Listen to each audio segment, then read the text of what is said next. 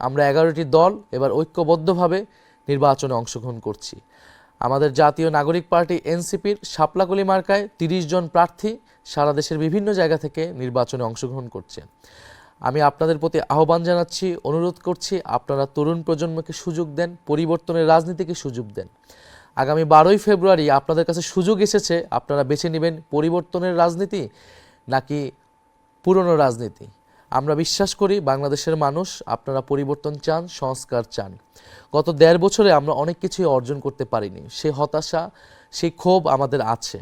আমাদের অনভিজ্ঞতা, আমাদের সীমাবদ্ধতা, আমরা সব কিছু স্বীকার করে নিচ্ছি। সব কিছু স্বীকার করে নিয়েই আমরা আপনাদের কাছে আরেকটিবার সুযোগ চাচ্ছি। এবারে নির্বাচনে আপনারা জাতীয় নাগরিক পার্টি এনসিপি এবং 11 দলীয় জোটকে সমর্থন করুন।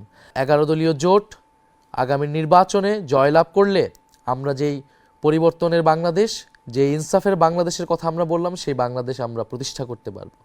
আমাদের ভাই শরীফ ওসমান হাদি এরকম একটি বাংলাদেশের স্বপ্ন দেখেছিলেন, তাকে করুণভাবে শাহাদাত বরণ করতে হয়েছে। আমরা নিশ্চয়ই সেই শরীফ ওসমান হাদি হত্যার বিচার নিশ্চিত করব, জুলাইয়ের খুনিদের আমরা বিচার নিশ্চিত করব এবং অবশ্যই আগামী নির্বাচনের সাথে গণভোট অনুষ্ঠিত হতে যাচ্ছে, আপনারা জানেন। সেই গণভোটে আপনারা অবশ্যই হ্যাঁয়ের পক্ষে ভোট প্রদান করবেন। হ্যাঁয়ের পক্ষে ভোট প্রদানের মাধ্যমে বাংলাদেশের সংস্কারের ধারাকে আপনারা অব্যাহত রাখবেন।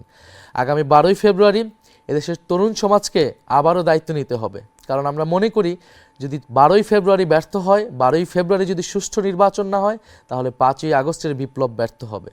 ফলে 5ই আগস্টকে সফল করতে হলে, 5ই আগস্টের অর্জনকে এবং আকাঙ্ক্ষাকে এগিয়ে নিয়ে যেতে হলে আমাদেরকে 12ই ফেব্রুয়ারি একটি সুষ্ঠু নির্বাচনের আয়োজনে সক্ষম হতে হবে। সুষ্ঠু নির্বাচনের কোনো বিকল্প নেই।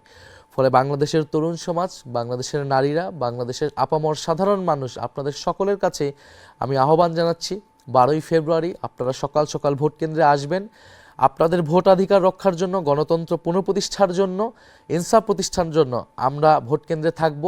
আমরা আপনাদেরকে কথা দিচ্ছি, আপনাদের ভোটাধিকার কেউই হরণ করতে পারবে না। ইনশাল্লাহ আগামী 12ই ফেব্রুয়ারি পরে আমরা একটি নতুন বাংলাদেশ পাবো। জুলাই গণঅভ্যুত্থানের ধারাবাহিকতায় এই নির্বাচন, এটা যাতে আমরা ভুলে না যাই। জুলাই গণঅভ্যুত্থানের আমাদের হাজারো ভাই বোনদের আত্মত্যাগ, শহীদ পরিবারদের আকুতি, আমাদের আহত যোদ্ধাদের যে বেদনা, এই সব কিছুকে মাথায় রেখেই আমরা যাতে 12ই ফেব্রুয়ারি নির্বাচনে সবাই মিলে অংশগ্রহণ করি। আপনারা আমাদেরকে ভোট দিবেন, আমরা আপনাদের জন্য কাজ করব। ইনশাল্লাহ সবাই মিলে আমরা নতুন বাংলাদেশ গড়ার কাজে এগিয়ে যাব। আসসালামু আলাইকুম।